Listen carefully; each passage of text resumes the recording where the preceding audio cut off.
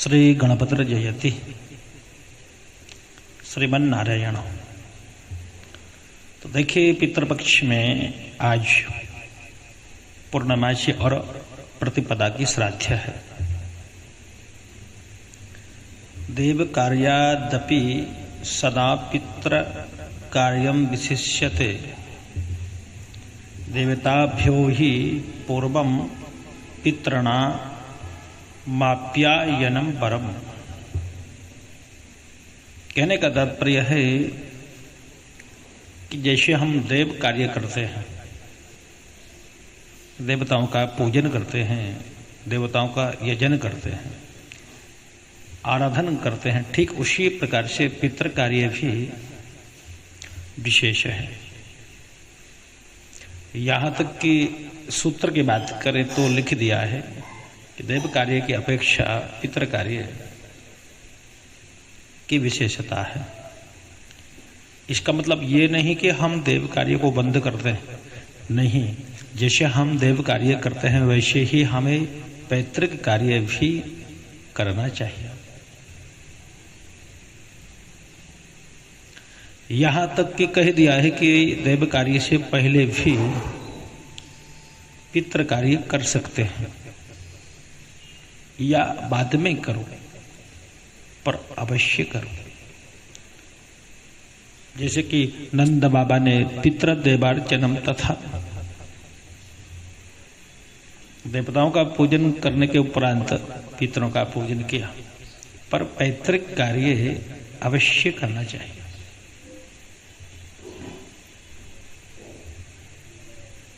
ये ब्रह्म वैवर्त का कथन है।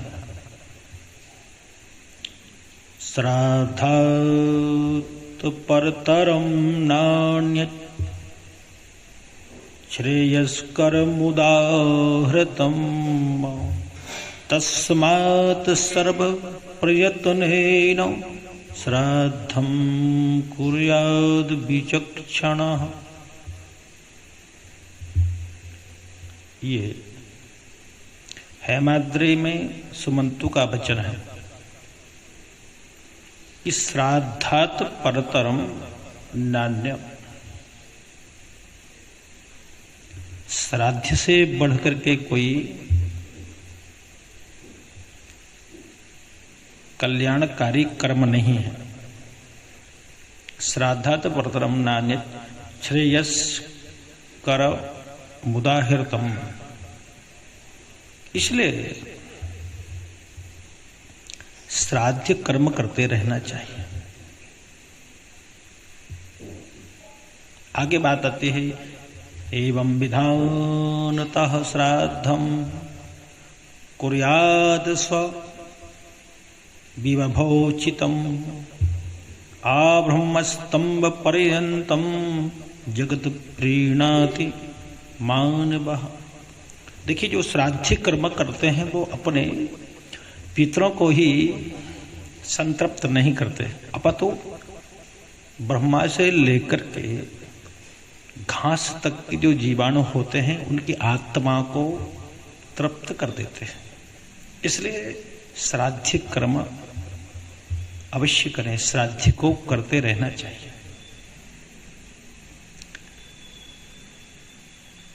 योनेन विधिना श्राद्धं कुर्याद् वै शान्तमानसः व्यपेद कल्मषो नित्यं याति न वर्तते पुनः।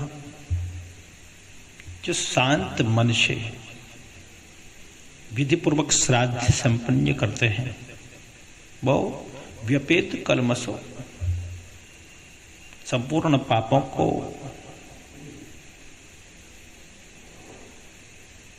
नष्ट कर लेते हैं, उनके पाप भी नष्ट हो जाते हैं और आवागमन के चक्कर से, जन्म मृत्यु के चक्कर से वो छुटकारा पा जाते हैं। याति ना वर्तते पुनः। जैसे कि जीव गर्भ में आता है, पुनरपि जननम पुनरपि मरणम पुनरपि जननी जठरे शयनम। महाराज, जो दुख गर्भ में होता है, गर्भवास सम्मम दुखम न भूतो न भविष्यति। जो दुख गर्भ के दौरान होता है वो कहने में नहीं आता, उसको वाणी से नहीं कहा जा सकता है। बहुत क्लिष्ट दुख, बहुत कठिन दुख, असहनीय दुख गर्भ में होता है। इसलिए जीवात्मा को चाहिए कि आवागमन के चक्कर से छुटकारा पाले, मुक्ति पाले। तो जीवन की परिसमाप्ति मृत्यु से होती है। जीवनम मृत्युना एव समाप्तम भवति। इस ध्रुव सत्य को सबने स्वीकार किया है कि बात सत्य है। जीवात्मा इतना सूक्ष्म होता है कि जब वह शरीर को छोड़ता है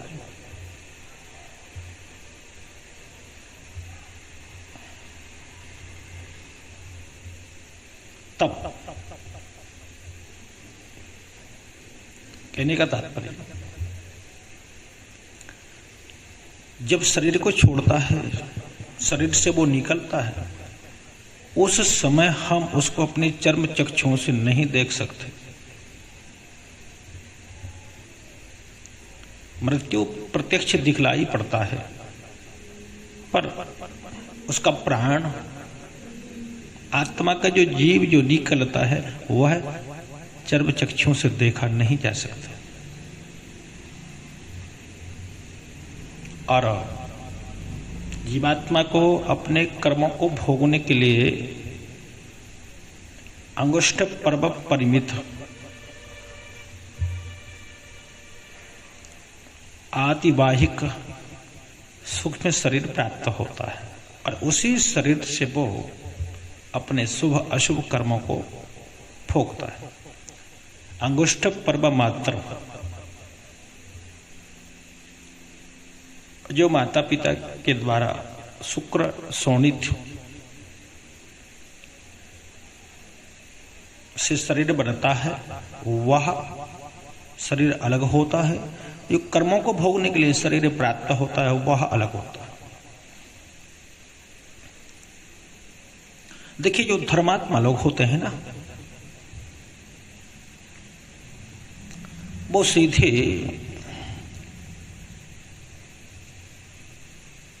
धर्मराज के यहां ले जाए जाते हैं। और जब पापात्मा होते हैं, जो दुरात्मा होते हैं, उन्हें याम मार्ग से यमराज के यहां ले जाया जाता है।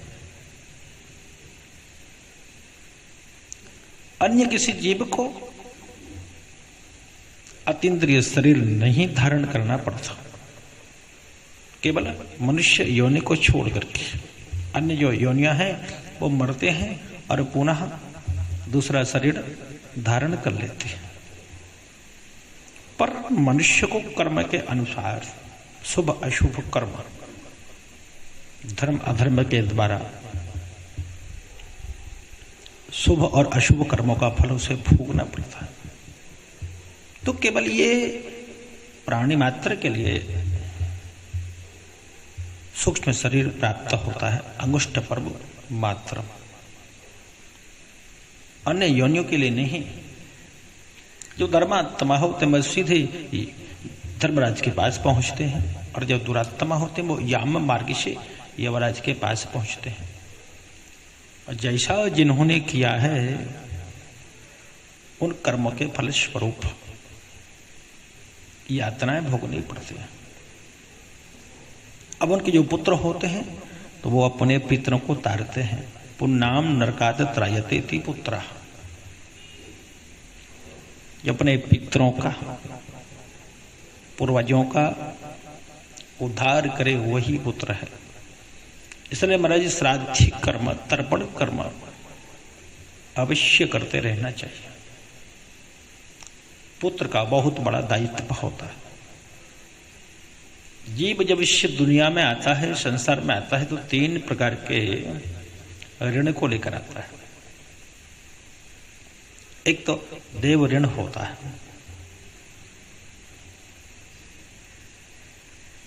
देवताओं का ऋण, क्योंकि ये हमारा शरीर हमें प्राप्त हुआ है, वो ईश्वर के बैंक द्वारा वित्त पोषित है। परमात्मा बड़ी कृपा करके मनुष्य का शरीर हमें प्रदान करते हैं। 3 बातें महाराज जग में इतनी दुर्लभ हैं कि जीवात्मा अपने पुरुषार्थ से उन्हें प्राप्त नहीं कर सकता। दुर्लभम त्र्यम्बे वैतत्, दुर्लभम त्र्यम्बे वैतत् देवानुग्रह हेतुकम मानुषत्वं मुमुक्षुत्वं महापुरुष संश्रयः। 3 बातें अपने स्व अधिकार में नहीं है। वो कौन कौन सी बातें हैं? 3 बातें। दुर्लभम त्र्यम्बे वैतत्, ये तीनों इतनी दुर्लभ हैं कि भगवत कृपा से प्राप्त होती है। देवानुग्रह हेतुकम, देवताओं के अनुग्रह से यही प्राप्त हमें होते हैं। मानुषत्व, मनुष्य बन पाना, मनुष्य बन जाना अपने वश का कार्य नहीं है, ये तो देव अनुग्रह से प्राप्त होता है। देवता जब अनुग्रह करते हैं तब हमें इसकी संप्राप्ति होती है। देवानुग्रह हेतुकम, मानुषत्व, मनुष्य बन जाना, भगवान ही कृपा करके हमको मनुष्य बनाते हैं। मानुषत्व, मुमुक्षुत्व, मोक्ष की जागृति हो जाना, मोक्ष की इच्छा हो जाना। महाराज कई आत्माओं को मोक्ष की इच्छा नहीं है, वो नहीं चाहते कि हम मोक्ष को प्राप्त हों, क्योंकि भगवान ने इस संसार में ऐसा ही मोहजाल बिछाया है कि जो जिस योनि में आता है उसी में मस्त रहता है, उसी में स्वस्थ रहता है, उसी में प्रसन्न चित्त रहता है। तो ये मुमुक्षुत्वम, मोक्ष की इच्छा देव अनुग्रह से प्राप्त होते हैं। और महापुरुष संश्रय, किसी महापुरुष का आश्रय हमें अपने पुरुषार्थ से नहीं, हमें अपनी बुद्धिमत्ता से नहीं, अपितु देव अनुग्रह से प्राप्त होता है। तो ये 3 बातें हमेशा ध्यान रखें, ये दुर्लभ है और ये परमात्मा ही हमें सुलभ कराते हैं।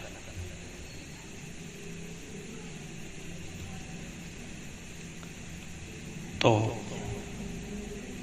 कई लोग कहते हैं कि तर्पण और श्राद्ध नहीं करना चाहिए। गया जी में जब हम लोग गए तो वहां जाकर हमने पिंडदान किया और वहां अपने पूर्वजों को ले गए, वहां छोड़कर आ गए। अब हमारे पूर्वज ही नहीं तो किनका तर्पण किया जाए, किनका श्राद्ध किया जाए। एक विद्वत जन कह रहे थे कि लोग गया जी में पिंडदान करने नहीं जाते हैं, अपितु अपना पिंड वहां छुटाने के लिए ही जाते हैं। लोग गया जी में पिंडदान करने नहीं, अपितु अपना पिंड छुटाने के लिए वहां जाते हैं।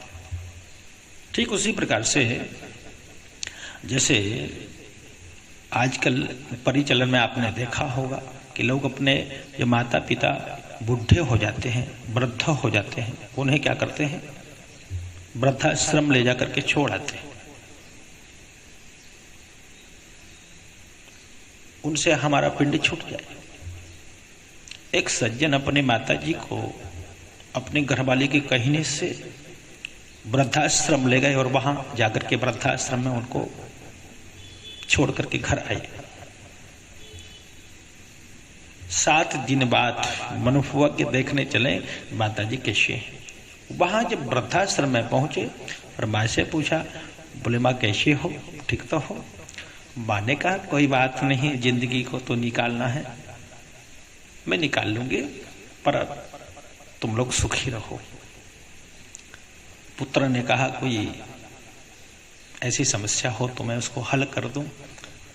तो माता जी ने कहा बेटा यहाँ बहुत तेज गर्मी पड़ती है, मच्छर भी काटते हैं, तो मैं कहती हूं कि यहाँ एक पंखा ला करके टंगवाते ऊपर। तो पुत्र ने कहा माता जी से कि मैया खामो खा 3-4 महीने में तुम मर जाओगी और मेरे पैसे क्यों लगवाते हो? तो मैया ने बहुत सुंदर जवाब दिया, बोले बेटे अपने लिए नहीं, मेरे लिए कोई बात की चिंता नहीं है, मैं सही लूंगी, पर मुझे पता है तो घर में बिना पंखा के एक पल भी नहीं रहता, तुझको गर्मी भी बहुत लगती है, मच्छर भी तुझे काटते हैं, इसलिए मैं तो कहती हूँ यहाँ एक पंखा लगवा देगा ना, अरे कुछ दिन बाद तुझे भी यहीं वृद्धा आश्रम में आना है, तो कम से कम एक पंखे की व्यवस्था तो तेरे लिए हो जाएगी। कहने का तात्पर्य हमारे माता पिता हमारी कितनी चिंता करते हैं, जिन्हें हम छोड़ देते हैं, दुत्कारते हैं, तिरस्कृत करते हैं, फिर भी वो संतान की कितनी चिंता करते हैं। और उनके लिए जो वैदिक रूप से हमारा कर्तव्य बनता है, जो प्राणोक्त रूप से हमारा दायित्व बनता है, उसको हम छोड़ दें। हमें कभी भी कर्मच्युत नहीं होना चाहिए, हम कभी अपने कर्म को ना छोड़ें। इसलिए हर पुत्र का कर्तव्य होता है कि हर दिन तर्पण करे और श्राद्ध करे, पंचबलि करे। हर दिन तर्पण श्राद्ध संभव नहीं हो तो हर माह में प्रत्येक अमावस्या के दिन ये विधान विधि पूर्वक करना चाहिए। ठीक है, समयाभाव में या कार्य की व्यस्तता में ये भी नहीं हो सकता है तो वर्ष में 2 बार, एक तो महालय श्राद्ध के अवसर पर 16 दिन, दूसरा पुण्यतिथि पर विशेष रूप से पितरों के अर्थ तर्पण और श्राद्ध अवश्य करना चाहिए, क्योंकि ये सब पितरों के द्वारा प्रदत्त है। इसको विधि पूर्वक संपन्न करें। ऐसा नहीं है कि ये कार्य करने से पितरों को ही केवल लाभ होता हो, अरे पितर तो संतृप्त होते ही, अब तो हमारे जीवन में जो दुख, जो परेशानी, जो असफलताएं आते हैं वो हमारे दूर हो जाते हैं। दोनों को लाभ है, करने वाले को और जिसके अर्थ किया जा रहा है उसको, दोनों को। इसलिए सभी अपने कर्तव्य पर आरूढ़ होकर के इस पैतृक कर्म को अवश्य करें। ये पितृ कर्म है, ये पितृ यज्ञ है, इसको अवश्य करना चाहिए। जैसे हम देव कार्य करते हैं महाराज, वैसे ही पैतृक कार्य भी करना चाहिए। जैसे हमारा सोना, हमारा खाना, हमारा स्नान करना, हमारा कमाना, अन्यत्र जितने भी आवश्यक कार्य हैं उन्हीं कार्यों में ये भी शामिल हैं कि हम देव कार्य भी करें और पितृ कार्य भी करें। वैसे प्रतिदिन हर व्यक्ति के लिए कर्तव्य निश्चित किया गया है कि वैदिक रूप से हर जीवात्मा को ये कर्म अवश्य करना चाहिए। बस इन्हें किया जाता है तो अच्छा फल प्राप्त होता है। कहीं जीवात्मा इनको छोड़ देता है, करता नहीं है, तो वह परेशान हो जाता है, उसके कार्य बनते बनते रुक जाते हैं, बिगड़ जाते हैं। फिर वह सोचता है कि कहाँ से गलती हुई है, अब मैं क्या करूं, कहाँ जाऊं। तो समय रहते हुए अपने कर्तव्य पर आरूढ़ होना चाहिए। पिछले बार जब पितृपक्ष आए थे तो हम लोगों ने भगवान शिव की कथा की 16 दिन और एक श्रृंखला बना करके YouTube पर और Facebook पर अपलोड कर दी थी। इस बार हमने मंतव्य किया कि इस बार हम पितरों के अर्थ लोगों को जानकारी देंगे। हर दिन प्रयास रहेगा कि हम प्रतिदिन वीडियो बनाएं और लोगों को जागृत करें। इसलिए सभी से आवेदन निवेदन है, सभी से प्रार्थना है कि पैतृक कार्य जैसे हम दैविक कार्य करते हैं, देवताओं का कार्य करते हैं, वैसे हम पितरों का कार्य भी करें और हमारी इस जानकारी को आप लोगों को भी साझा करें, शेयर करें, ताकि अधिक से अधिक लोगों को ये पता चले, वो जागरूक को बने। तो हमने विचार किया कि इस बार प्रतिदिन पितृपक्ष में महालय श्राद्ध में 16 दिन आपको ये जानकारी प्रेषित करते रहेंगे, क्योंकि एक कर्मलोक है, जो जैसा कर्म करता है वैसा ही उसको फल प्राप्त होता है। इसलिए महाराज उत्कृष्ट कर्म करें, उत्कृष्ट फल की प्राप्ति होगी। हम कहीं निकृष्ट कर्म करते हैं तो निकृष्ट कर्म की हमें प्राप्ति होते हैं। इसलिए अच्छे से अच्छा हम कर्म करें और अच्छे से अच्छे फल की हमें संप्राप्ति हो। जय जय श्री राधे, जय जय श्री कृष्ण।